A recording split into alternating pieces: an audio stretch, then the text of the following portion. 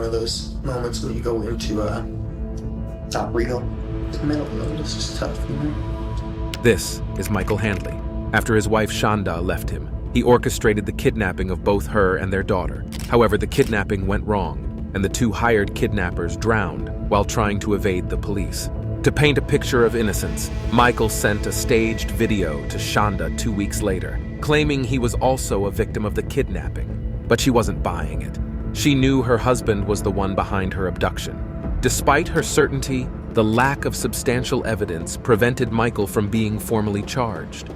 Confident in his ability to outsmart the detectives, he feigned memory loss when questioned about the details of the abduction. Don't recall. I don't recall. I don't know. I don't know. Just as it seemed Michael would evade justice, a breakthrough emerged. Detectives uncovered incriminating camera footage from one of his properties and stumbled upon a crucial piece of evidence that would change everything. I was 100% positive he was going to kill me. The year is 2017. Schanda Handley is enjoying a peaceful Sunday morning in her house, alongside her daughter Isabella and a neighbor. At around 2:30 p.m., the doorbell rings. There are two men at the front door, claiming to be delivery men. Schanda is excited to see them, since she has been anxiously waiting for clothes she ordered online. However, when she opens the door, they force themselves in with Schanda at gunpoint and start screaming at the women to get on the floor. They started to scream to get the F on the floor and don't move. They handcuffed me in front like this. Quickly, the intruders handcuff Schanda, Isabella, and the neighbor and put bags over their heads. Schanda tries to negotiate with the intruders, presenting them with valuable items and cash. Yet they show no interest. Two men then put Schanda in the back of the van and drove away. Isabella can only helplessly watch as her mother is being kidnapped. As the car speeds away, one kidnapper drives while the other sits on top of Schanda, stripping her and forcing pills into her mouth. She eventually starts to lose consciousness as the men threaten to assault her if she moves.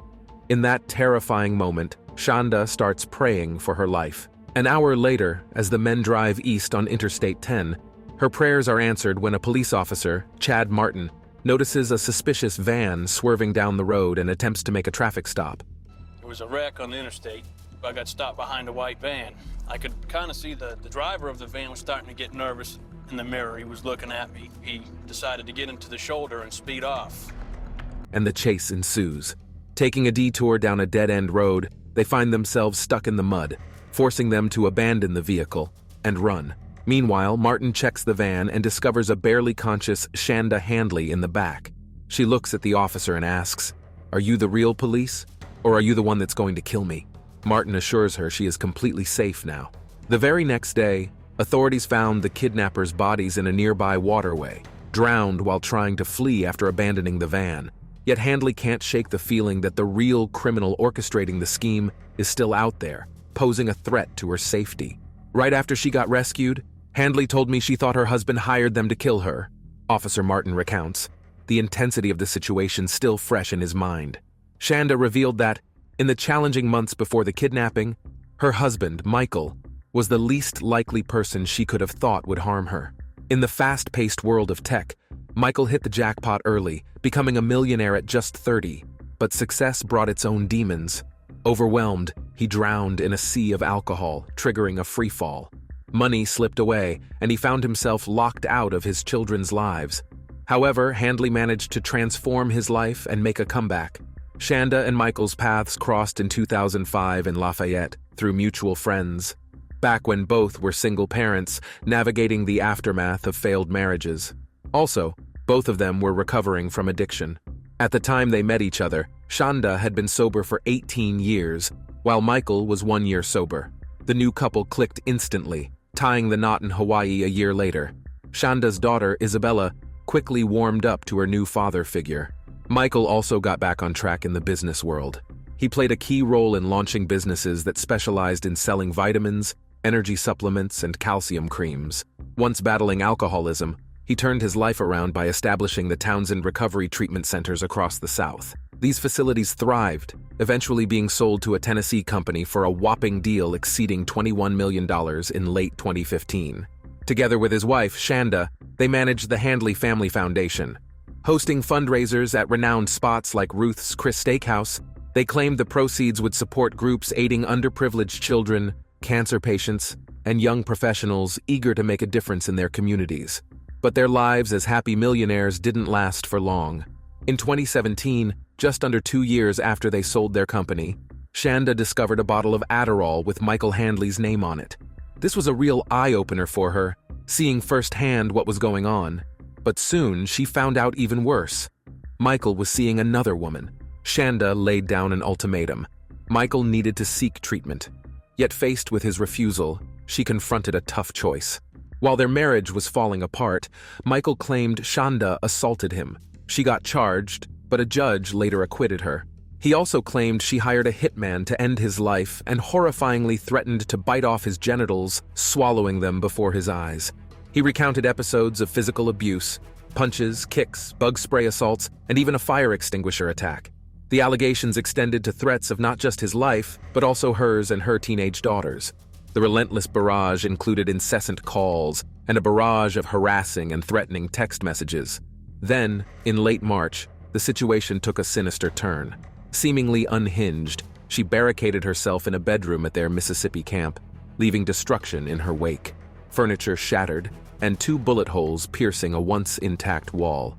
On July 12th, Schanda Handley found herself in cuffs, landing in the Lafayette Parish Correctional Center. 2 counts of domestic violence from Mississippi warrants. Miraculously, she swiftly posted bail as per jail records. Fast forward to July 2017. In court documents, Schanda vehemently denied many accusations made by her husband.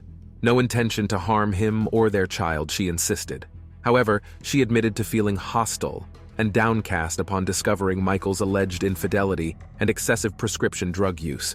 Schanda made some serious accusations of her own, too.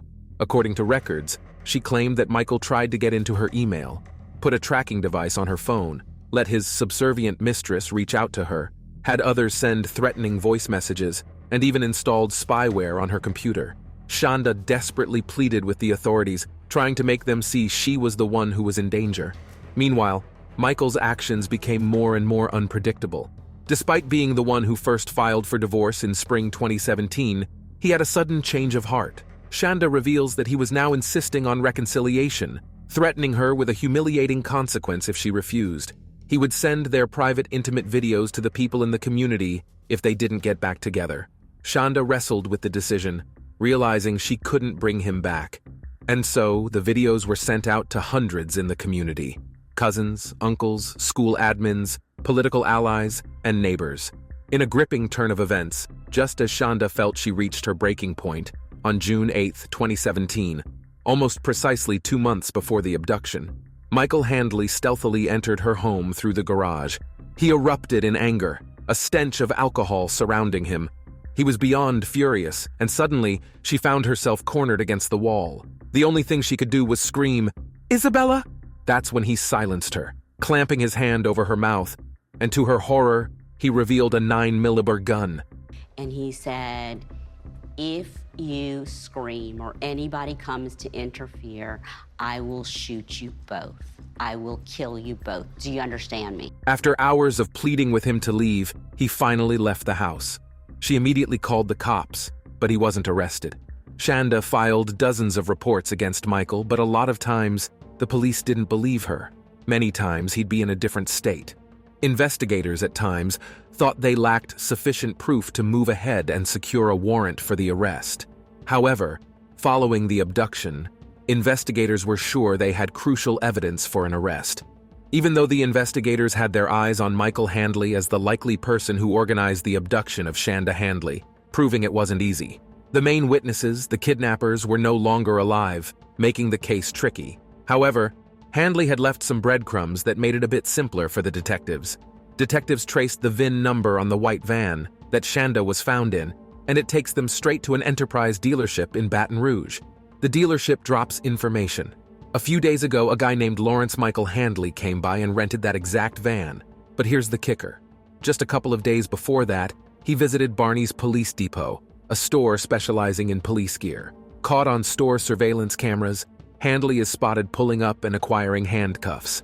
Uncovering evidence linking Handley to the kidnapping wasn't a tough task, but locating him proved to be the real challenge. While all of the investigation was going on, Schanda was moved to a safe location until they found her ex-husband. Michael knew the police were looking for him, and he even tried to charter a private plane. But since the pilot saw in the system that Michael was a wanted man, he refused to take him. He immediately called the cops, but Michael had already vanished. While he stayed one step ahead of the law, Schanda got a text from an unknown number saying Michael was abducted. The message demanded a hefty ransom. "Pay us 500 large or we'll return him in pieces." A day later, Michael's friends got a disturbing picture. He was naked, cuffed, and looked hurt. It looked like this message was from Shanda's abductors, but the police knew that couldn't be true since they were dead. It must have been Michael, who faked everything to picture him as a target also. On August 11th, 2017, following a 4-day pursuit, detectives at last trapped the multimillionaire, who once lived the high life with private jets and lavish hotels. They found him holed up in a roadside motel in Slidell, Louisiana.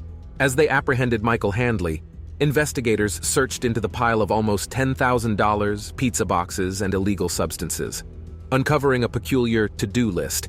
It included items such as burner phone, hair dye, cash. However, the final task, according to prosecutor Kenny Hebert, sent chills down their spines, especially considering that Shanda's safe house was merely 35 miles away. On the bottom of the list stood the final to-do: finish the job.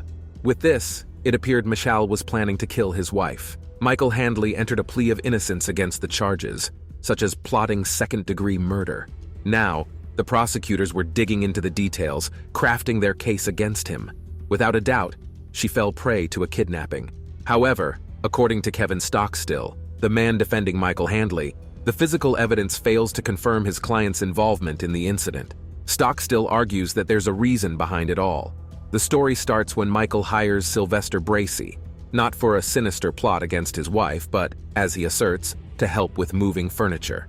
That's why Michael rented the van, with no attempt to conceal it. Michael rented the van with his own ID and credit card. Everything seemed harmless at first, according to Stockstill. Stockstill believes Sylvester Bracey spotted Michael's desperation to reunite with his wife and exploited it. It was at this point that he brought Arsenio Haynes into this, orchestrating the kidnapping of Schanda with the intention of demanding a ransom. Sure, he did purchase the handcuffs, but Stockstill insists he merely used them to set up that phony kidnapping snapshot. According to Stockstill, this was just the latest instance of Michael sending photos and videos to Schanda for months. These visuals depicted him in emotional turmoil, and in one instance, he seemed to have been beaten up in a misguided effort to win her back. As the defense geared up to claim the kidnappers acted independently, a shocking twist unfolded.